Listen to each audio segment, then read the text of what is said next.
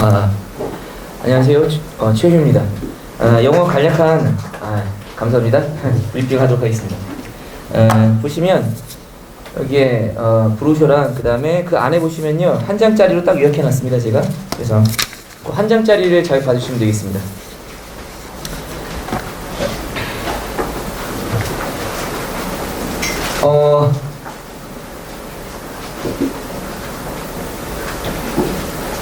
오답률을 좀 먼저 보도록 하겠습니다. 이렇게 보시면요 오답 1위가 빈칸이고요 2위가 순서고 3위가 빈칸, 4위가 삽입, 5위가 순서. 영어 절대평가의 특징을 말씀드리자면 여러 가지 표현이 있는데 하나는 뭐냐면 순서와 삽입의 시대다. 요걸 좀 잘 알아주시면 됩니다. 상대평가 당시에는 빈칸의 시대입니다. 네, 절대평가가 된다면 압도적으로 순서 삽입이 좀 어렵게 나온다. 이렇게 보시면 되겠고요. 그리고 일반적으로 아이들이 킬러 유형 정복을 일단 순서 삽입을 먼저 정복을 하고 사실은 빈칸은 맨 마지막에 정복하거든요. 이게 어떻게 보면 요즘에 거스를 수 없는 어떤 추세라고 보시면 되겠습니다. 뭐니 해도 순서 삽입과 빈칸 정복이 처음과 끝이다 이렇게 보시면 되겠고, 한 가지는 여기 2위에 보시면요 정답이 A, C, D예요. 무슨 말씀이냐면 대부분 교육정보고사, 사설모고사 그리고 EBS에 있는 어떤 순서 문제도요 정답이 A로 시작하는 게 없어요. 그래서 아이들은 어떻게 관성화되어 있냐면 A로 시작하는 정답은 없다라고 생각하거든요. 근데 평가는 그렇지 않습니다.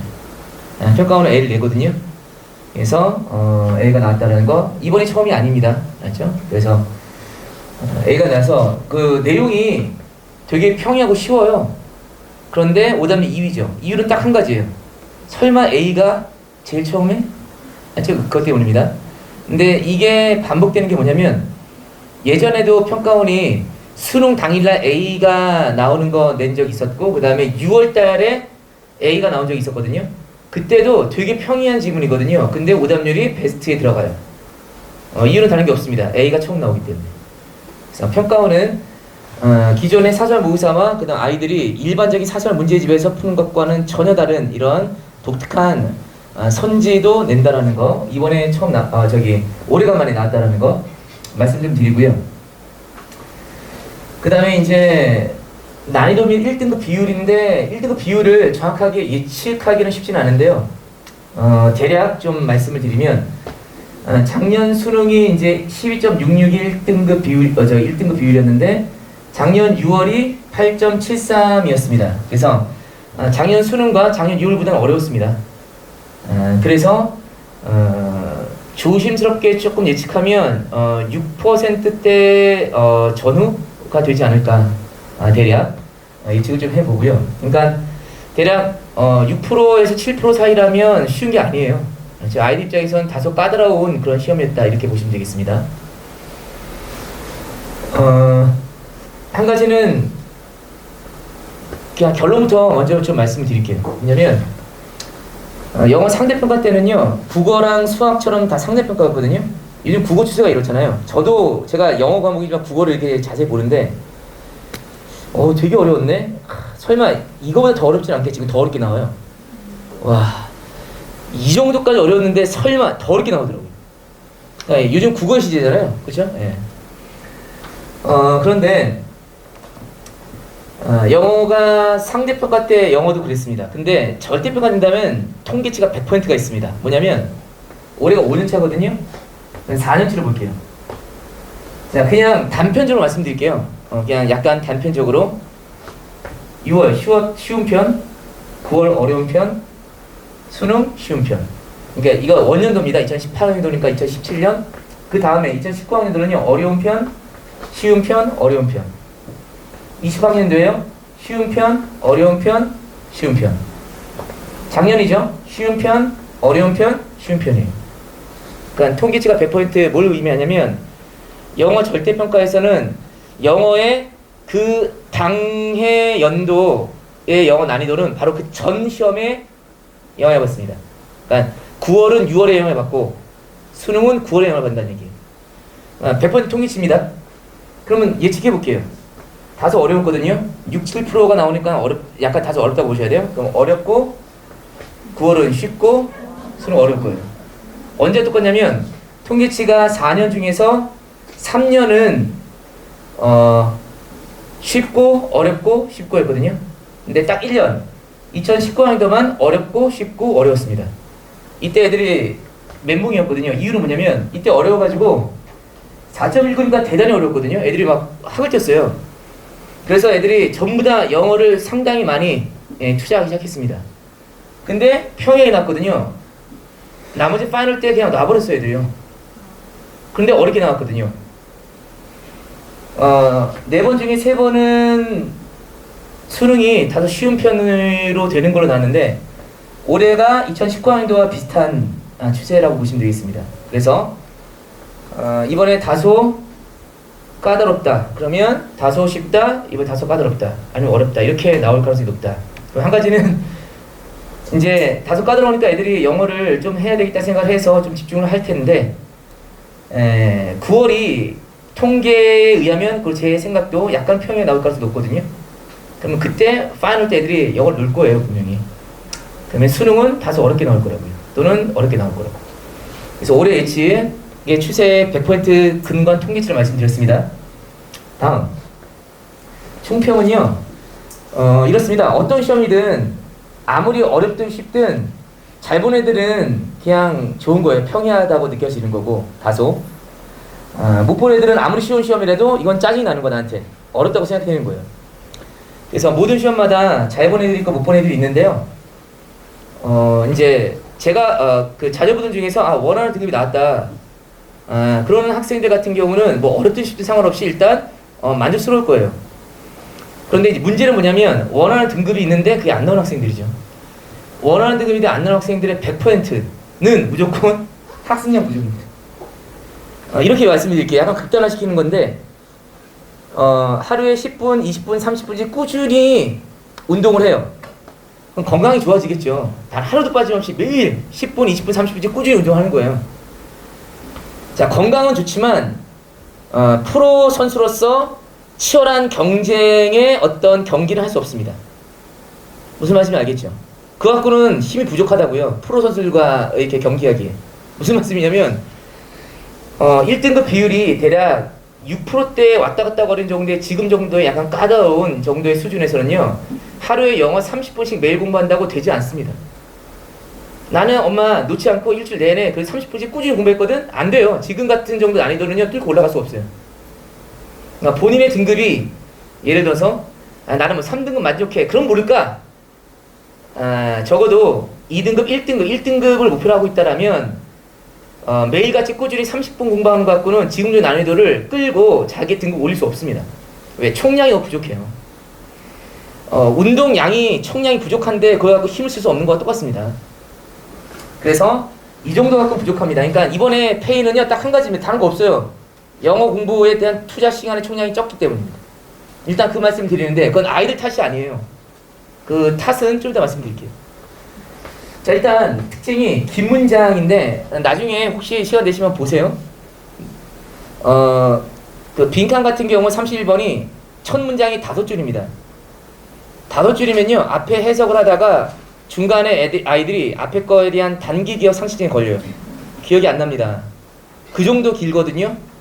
그렇기 때문에 그거는 아이들이 문제가 아니라 원래 누구나 다 그래요. 그 정도의 긴 문장을 처리할 수 있는 능력을 키워야 됩니다. 일단 특징을 말씀드리고요. 당연히 기본적으로 어휘와 그다음 해석 능력이겠죠. 자, 그 다음에 당연히 순서, 삽입, 빈칸, 킬러 유형이라는 거 말씀을 좀 드리고 싶고요. 결국은.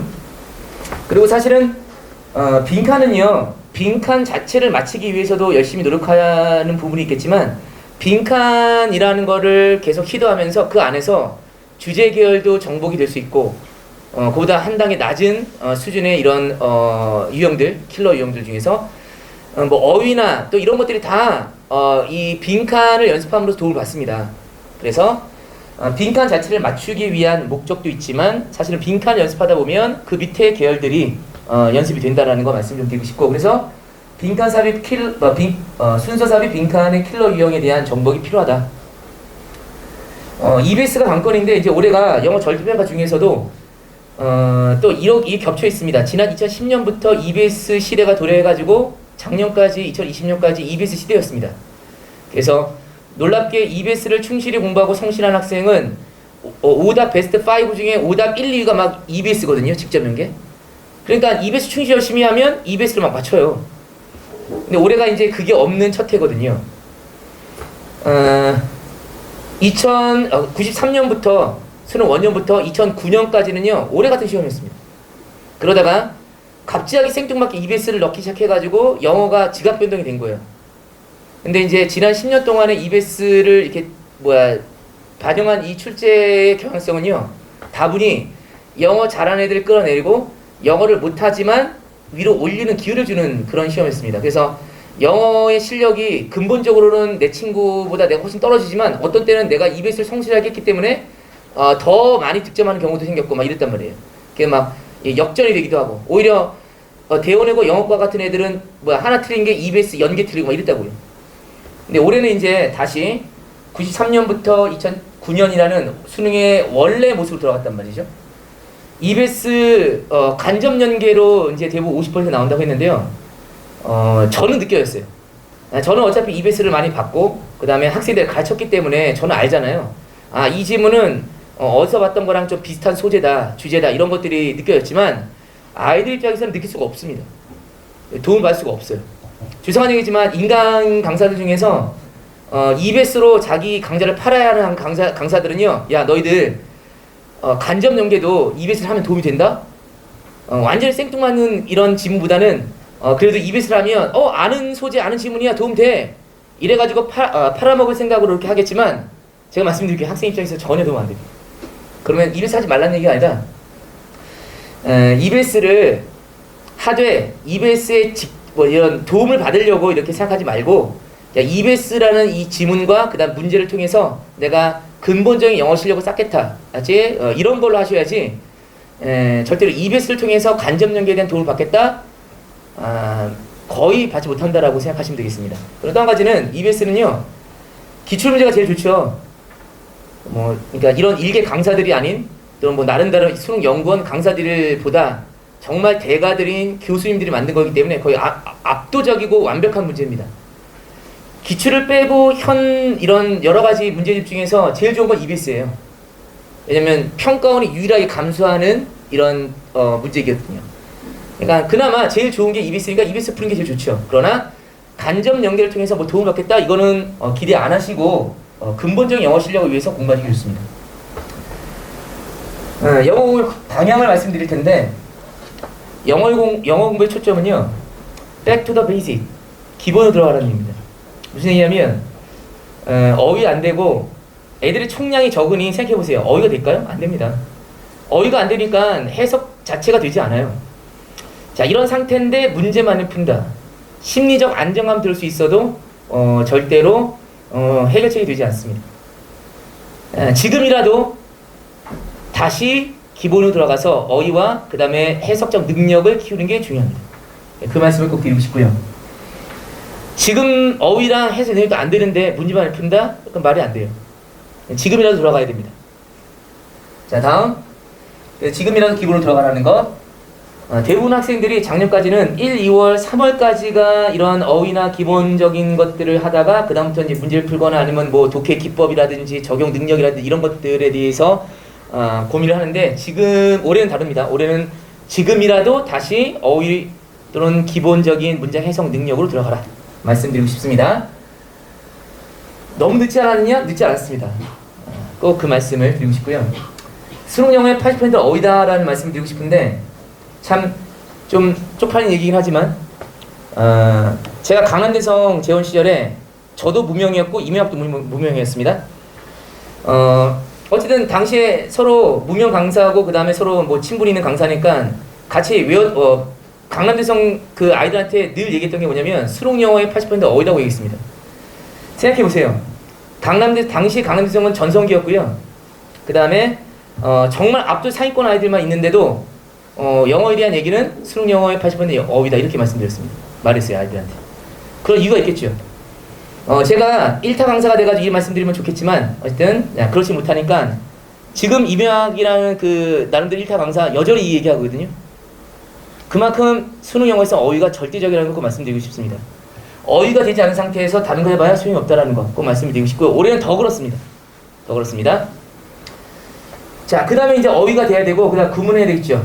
그래서, 어법 하나를 맞추기 위한 어법을 하면 안 됩니다. 그거는 시간의 효율성이 너무 떨어지고요. 해석적 유연성을 높이기 위한, 자, 기본적인 어법을 토대로 해석적 능력을 지금부터 다시 또 연습하셔야 돼요. 그래서 그 말씀 좀 드리고 싶고요. 그래서 독해 유연성과 속도를 늘릴 수 있는 이런 근본적인 어떤 부분들에 대해서 시간을 투자하셔야 된다는 것.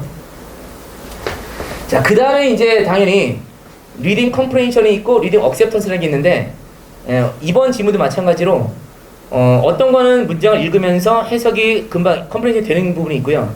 어떤 거는 문장을 읽으면서 해석이 안 돼요.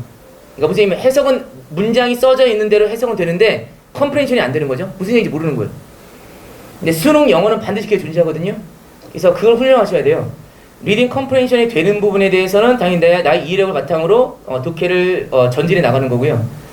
자, 문장이 쓰여져 있는 대로 해석은 됐지만 컴프레hension이 되지 않는 상태에서는요, 리딩 억셉턴스를 하셔야 됩니다. 하나의 정보로서 그걸 받아가지고 내가 정답으로 가는 나의 정보로 활용할 수 있는 능력이 있어야 됩니다. 그래서 어휘 기본, 그 다음에 자, 문장 해석적 능력에 대한 유연성을 높여서 속도를 높인 다음에, 자, 이런 것들에 대한 연습이 필요하다. 자, 그 다음에 이제 네 번째는요, 가장 중요한 부분입니다. 부익부 빈익빈이 굉장히 심해질 거예요. 유딩, 초딩, 중딩, 고딩 1, 2까지 영어를 좀 하셨던 학생들 같은 경우는요, 지금 영어에 대한 투자가 좀 적거나 그래도 근본적 실력이 있기 때문에 어느 정도 영어 성적이 나올 거예요. 그런데 유딩, 초딩, 그 다음에 중딩과 고딩 1, 2학년 때 영어 절대평가라는 것 때문에 영어를 거의 하지 않았던 학생은요, 영어가 나오지 않습니다. 그래서 부익부 빈익빈이 더 심해질 겁니다. 왜냐면 작년까지는 EBS라는 게 있어서 내가 영어를 잘 못해도 EBS를 충실히 하면 메이크업 될 수 있는 부분이 있었거든요. 불가능합니다. 자, 그래서 이런 부분들이 있기 때문에 더욱더 근본적인 부분이 필요하다. 근데 역설이에요. 역설이 뭐냐면요, 모순이죠. 작년에는요, EBS 직접 연계가 있었어요. 그리고 EBS 양이 워낙 많고, 그 다음 아이들이 중간고사, 기말고사 EBS가 들어가다 보니까 열심히 했습니다, 그거를 굉장히. 그러니까 양이 워낙 많고 열심히 하다 보니까 그 자체로 영어 실력이 올라가는 것도 있고요. 그 다음에 직접 연계로 나오다 보니까 이게 베스트 막 오답률 1, 2, 2위 이런 것들을 제가 맞히게 되는 거예요, 학생들이. 그래서 오히려 시너지가 있었는데 올해는 그게 전혀 없습니다. 그러다 보니까 아이들이 EBS에 대한 집중도가 떨어지면서 오히려 근본적으로 영어 실력 기르는 쪽으로 가야 되는데 EBS가 직접 연계가 나오지 않는다는 이유만으로 아이들의 시간 투자가 절대적으로 적어지는 거예요. 그러니까 오히려 바뀐 시험은 근본적인 영어 실력이 굉장히 중요한데 오히려 아이들은 영어에 대한 투자 시간이 더 적어지는 거예요. EBS가 나오지 않다 보니까. 그러니까 이게 더 악순환이 되는 거죠. 그래서 EBS 때문에 오히려 하기 싫어도 어쩔 수 없이 공부하던 작년에 비해서 아이들이 훨씬 더 영어에 대한 공략적인 측면에 있어서 굉장히 쉽지 않다. 이 말씀을 꼭 드리고 싶고요. 2등급에서 4등급과 5등급의 차이, 뭐 이게 딱 나눠질 수는 없는데 대략 말씀드리면 이런 거였습니다. 왜냐면 2에서 4등급의 아이들은요, 요즘 영어 절대평가의 그 추세는 뭐냐, 파편적이에요. 그리고 굉장히 널뛰기가 심합니다, 애들이요. 아이들 탓이 아니에요. 영어 절대평가라는 제도 탓입니다. 그러다 보니까 영어에 대한 투자가 어느 적다 보니까 어떤 때 컨디션 좋고랑 나랑 결이 맞는 시험이 되면 2등급 나와요. 근데 그게 안 맞아버리면 4등급 나오는 경우 되게 많습니다, 아이들이. 그래서 2등급에서 4등급까지 왔다 갔다 버려요, 애들이요. 근데 이제 한 가지 5등급이랑 좀 달라요. 어떤 차이가 있냐면 여기 아이들 같은 경우는요, 어떤 문제가 있었을 때 시간이 좀 주어지면 내가 생각할 시간만 있으면 맞출 수 있는 능력이 있어요. 근데 여기 아이들은 시간을 주어져도 맞힐 가능성이 적습니다. 틀릴 가능성이 높아요. 무슨 말씀이냐면 시간 확보가 중요합니다. 그러니까 여기 학생들 같은 경우에 시간 확보만 되면 내가 그래도 맞출 수 있는 능력이 있는 정도의 수준의 학생인데 시간 확보가 안 되죠? 그러면 여기 애들과 똑같아야 됩니다. 억울하죠. 왜?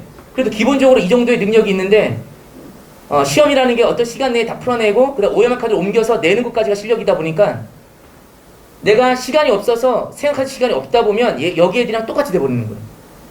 그러니까 여기 학생들이 가장 딜레마예요. 왜냐면 이게 내가 조금만 영어를 투자해가지고 내 실력을 발휘하면 좋겠는데 지금 그러기에 여러 가지가 지금 딜레마에 빠져 있는 상태거든요. 그래서 시간 확보가 중요하다는 것. 그런 의미에서는요, 작년까지는 멀티라고 아시죠? 리스닝을 하면서 리딩을 어느 정도 해 나가는 거. 이게 그냥 기본적인 4개, 5개 정도만 해도 괜찮았습니다. 왜 EBS가 있었기 때문에. 시간 확보가 될 수 있었어요. 올해는 없다 보니까 시간 확보를 위해서 이건 아예 깨놓고 기술적인 걸 말씀드리는 거예요. 리스닝 탄탄해가지고 멀티까지 해야 됩니다. 멀티도 최소한 8개에서 10개 정도를 하면 훨씬 더 시간이 많이 확보돼요. 이거는 완전 기술적인 거 말씀드리는 거예요. 그래서 리스닝 탄탄하게 하고 여기서 끝나면 안 됩니다. 멀티까지 해서 최소한 8개에서 10개 정도를 득점할 수 있는 정도가 미리 리스닝 시간에 할 수 있는 정도가 되면 최소 10분 정도 이상이 확보될 수 있습니다. 그러면 생각할 시간이 있고 그 다음에 맞출 수 있는 확률이 높아진다는 얘기예요. 자, 그 말씀을 꼭 드리고 싶고요. 과정은 존재하지 않죠. 오직 결과만 존재합니다. 그게 무슨 말이냐면 수능 시험이라는 게 내 실력만 측정하는 게 아니에요. 가만히 보면 내가 아프면 안 되고요. 그날 컨디션이 좋아야 되고요. 그 다음에 내가 문제를 풀고 그 다음에 OMR 카드 마킹도 정확하게 할 수 있어야 돼요. 그리고 시간 안에 낼 수 있어야 됩니다. 이 모든 게 들어갑니다. 제가 말씀드리고 싶은 건 뭐냐면 과정은 실수가 존재하지만 결과는 실수가 존재하지 않겠죠. 그래서 과정은 실수, 결과는 실력 이렇게 생각할 수 있는데 과정이 실수라고 생각할 기회가 별로 많지가 않습니다. 이제 가장 중요한 3번의 시험 중에서 가장 덜 중요한 첫 번째가 끝났고 자, 좀 더 중요한 9월과 정말 중요한 수능이 있는데 언제까지 과정을 실수로 생각하실지 그 말씀을 드리고 싶습니다. 실력이라고 생각하시고 좀 냉정하게 판단하는 게 좋겠습니다. 마지막으로 아까 제가 말씀드리고 싶었던 그 얘기인데요. 어떤 얘기냐면 아까 제가 뒤에서 말씀드리겠다고 그랬죠. 지금이라도 기본으로 들어가라 이 말씀을 드렸고 그 다음에 학습 총량 절대 부족 이 말씀 드리면서 뒤에서 말씀드리겠다는 얘기를 지금 하겠습니다.